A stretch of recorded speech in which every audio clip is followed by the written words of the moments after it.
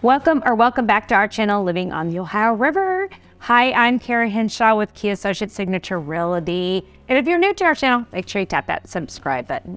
As you know, I am a local realtor, but I love to do these videos. So remember, if you are relocating to the area, give me a call. And we're gonna go over some exciting things. I'm gonna read from my computer because there's lots of great stats going on right now and a little bit of announcements and news about Indiana.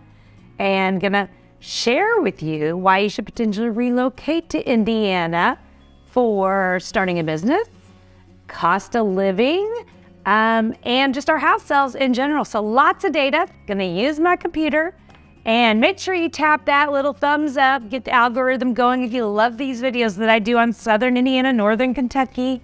We have a great area to live, and I love sharing it. So help me out, get the news out, let everybody know about Indiana and Northern Kentucky. So let's start. Really exciting news. So Forbes listed number one right now. Here we go. This was actually published towards the end of 2022. The best states to start a business in 2023. And number one, yes, number one is Indiana. Yay! So I'm going to read here a little bit about what they said and their rankings, but it did say Indiana ranks as the best state to start a business with a combination of low taxes, a reasonable cost of living, and a prime workforce. Indiana provides ideal conditions of new businesses to succeed. So, are you an entrepreneur? We are your state. Come join us in Indiana. And if you're here, start a business maybe. Think about things that you've always wanted to do and wish to do. We do have great things. So let me read what they say about Indiana.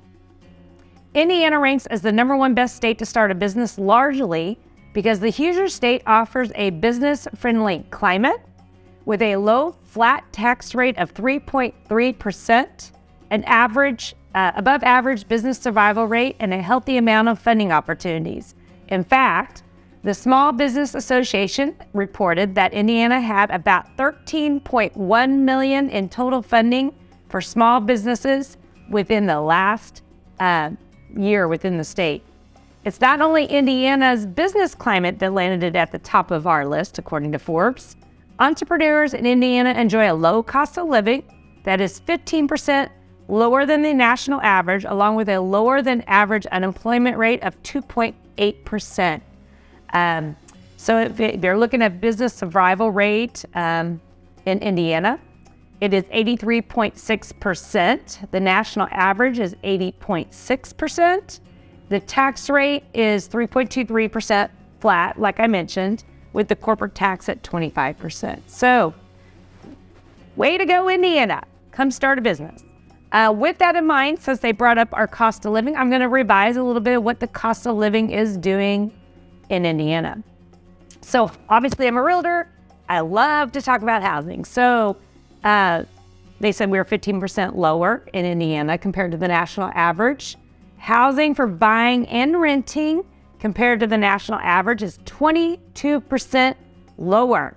And I'm gonna go into some housing statistics on what we're doing here in the state because you're hearing a lot of news around the US about things plummeting, sales falling, and kind of going to give you an update here. Our utilities are about 1% lower. Our food's a big issue right now. It's very expensive everywhere. 7% lower here in Indiana. Healthcare is 6% lower. Transportation is 2% lower. And goods and services is 4% lower. So the cost of living is very good in Indiana. Especially if you're relocating from higher above average areas like California, Illinois, that type of thing. The cost of living by cities in Indiana, so if you're looking at this whole state as a whole, number one is Richmond. It's 18% lower than the national average if you're comparing cities specifically. Next in line would be 15% Kokomo. Fort Wayne comes in at 13% below. Let me see. Our area. Let's go into Evansville because that's where I'm from, this area. We are 10% lower. So that's how much cheaper it is in our 10 largest cities to basically relocate here. Lafayette's another one. Since I'm from Purdue, we're going to bring that one up. Not from Purdue, but I went to Purdue. 10% lower in that area. South Bend 9, Terre Haute 7% less. Elkhart is 9% less, and Terre Haute 7%. So again, those are some of the cities that you may be looking for if you're relocating to Indiana, and we're doing very well, and we have great cities. So let's go into the Indiana Association of Realtors. I pulled up the report from March 9th, 2023, and it says, Indiana home sales jumped 17% from January to February, cutting year-over-year sales gap in half over the first 2 months of 2023. Sales, new listings, and price appreciation show positive momentum, though a continuing housing recovery is tied to national inflation, mortgage rate trends. So, good news, people are relocating to Indiana. One great thing is the cost of living. People are migrating to the Midwest, and Indiana being one of those states, because we are affordable and we can help people with living and their actual cost for month to month in their expenses. Another thing that I'm going to read here, it says, it's interesting. Indiana's median home price also increased at a slightly faster pace from $215,000 in January to $230,000, continuing a steady trend of positive year-over-year price appreciation by finishing 5% above February 22. So we are holding our values here in Indiana. So don't worry if you're coming. The inventory is still tight. Homes sold for just below 95% of their original list price last month. So we're still doing well. You're still going to see some competitive bidding in this area. Depends on price points. You're not going to, if you get into the $600,000 range, $500,000 range, things will change a little bit. But that $250,000, $300,000 mark, definitely still competitive here in Southern Indiana and Northern Kentucky.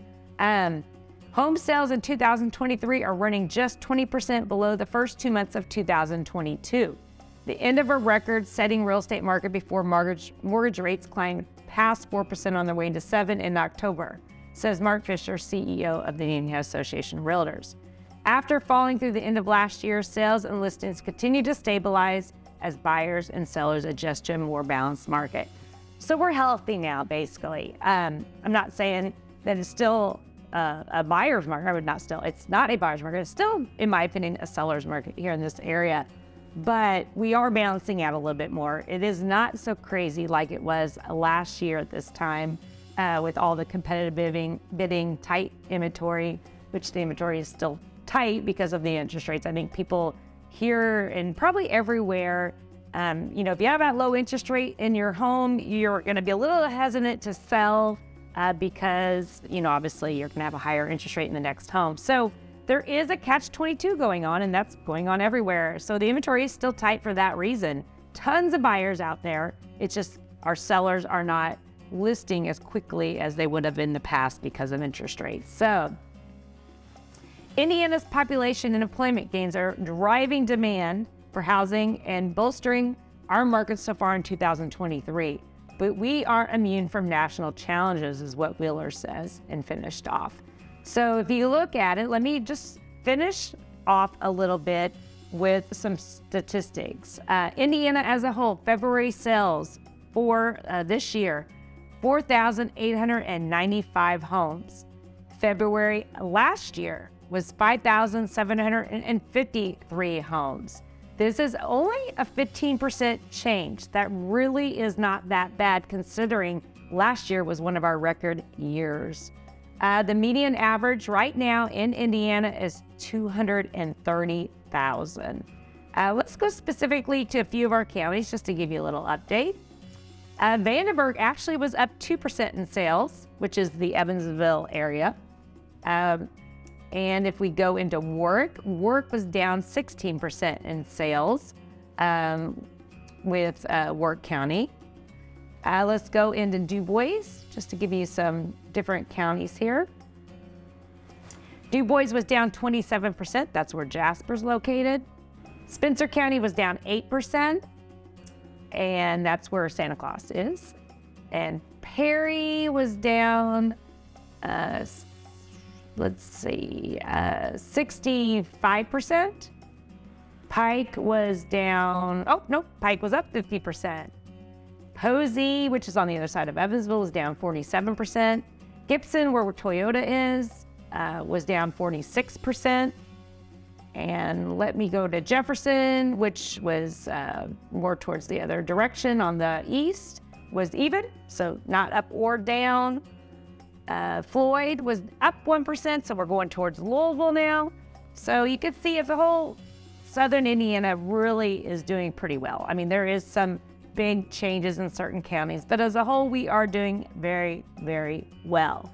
So if you are looking to relocate to the Southern Indiana, Northern Kentucky area, definitely reach out. Indiana has a lot of positive things going for it. I think it's a great state.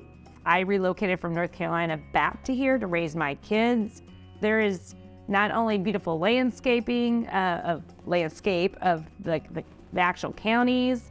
The small towns are wonderful if you want that environment. Still have cities and amenities nearby, and just lots of parks to use that are like state, national parks in the area.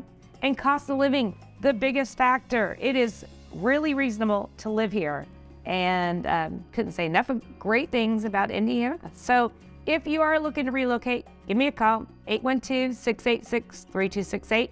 Until next time, I'll see you then.